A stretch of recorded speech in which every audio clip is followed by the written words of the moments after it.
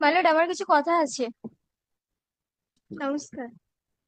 My lord, আমি ঘাটাল থেকে এসেছি।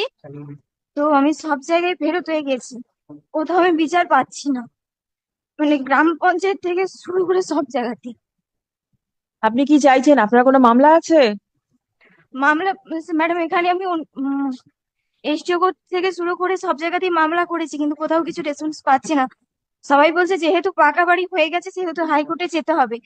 আমি লিগাল এডে গেছিলাম, তো ওনারা বলছে অ্যাডভোকেট দেবেন না, অ্যাডভোকেট দেবেন না।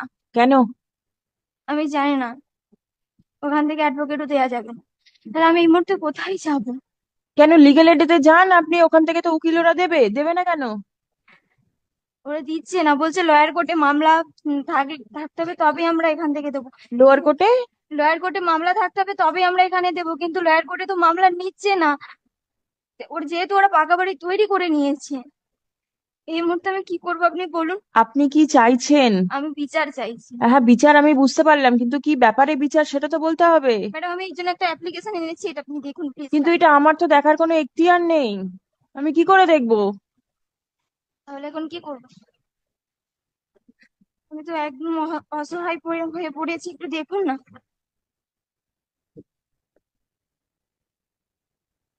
প্লিজ। যদি একটু সহযোগিতা করেন খুবই ভালো হবে।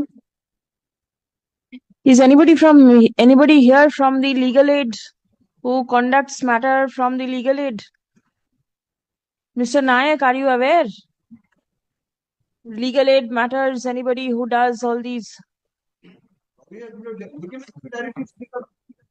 Yes, it's all right, but she says that she went to the legal aid and the legal aid is not helping her. This is um,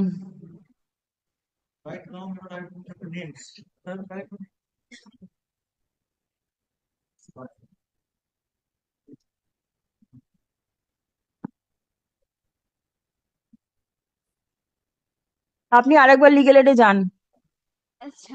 গিয়ে ওদের কি বক্তব্য আছে একটু লিখে নিয়ে আসুন, তারপর আমি দেখছি। আচ্ছা, ঠিক ঠিক আছে? আছে। হুম।